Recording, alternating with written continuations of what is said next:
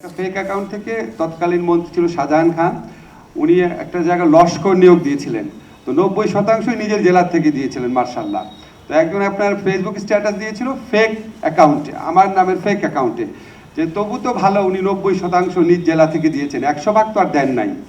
এটাতে নাকি ওনার মানহানি হয়েছে। তো উনি টেলিভিশনে প্রকাশ্যে খালেদ মহিউদ্দিনের প্রোগ্রাম প্রকাশ্যে হুমকি দিলেন, আসিফ নজরুলের অ্যাকাউন্ট থেকে এটা হয়েছে, আমি দেখে নিব, প্রকাশ্যে বললেন।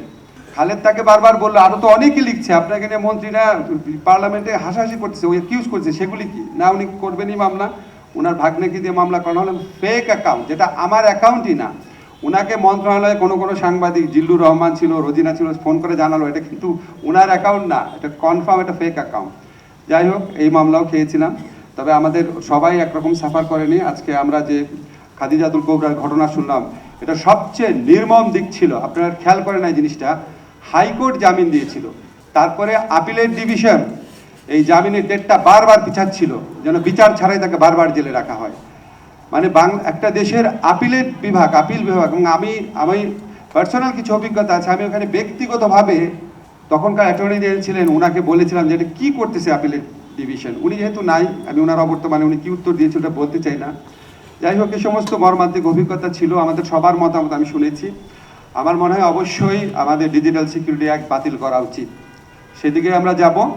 ঠিক এই মুহূর্তে পুরাটা বাতিল করব নাকি স্পিচ অফেন্স সব বাতিল করে দিব, সেটার ব্যাপারে আমি একটু, সাইমুম আছে, তারপর আমাদের মাহফুজুল হক সুপন আছে, তারা বিষয় বিশেষজ্ঞ, তারপর একদম আরও যদি কোনো বিষয় বিশেষজ্ঞ দেখে থেকে আমরা কথা বলে নিব। বাট আলটিমেট এটা বাতিল হবে।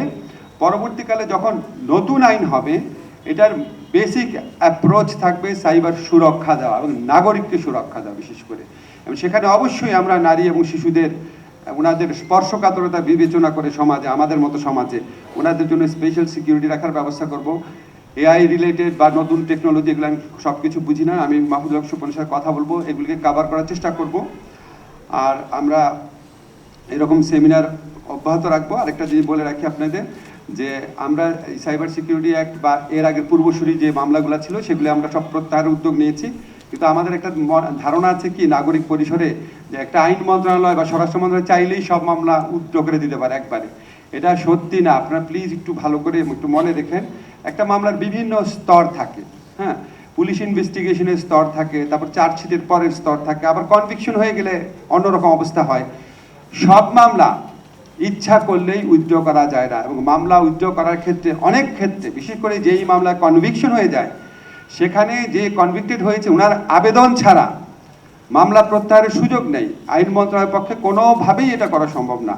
তো আমরা অনেক সময় দেখি, বলে যে এই এত মানে একটা ফ্যাসিস্ট আমলের মামলা, এই মামলাটা কেন উইথড্র করা হচ্ছে না। তো মামলা যদি দোষী সাব্যস্ত হয়ে যায়, দোষী যত ভুয়া মামলাই হোক, ওই ফ্যাসিস্ট গভর্নমেন্টের ফরমাইশি আদালতে যদি দোষী সাব্যস্ত হয়ে যায়, আপনি আমি যতই ভুয়া মনে করি না কেন, ওই মামলাকে চাইলেই আমরা এটা উইথড্র করে দিতে পারবো না।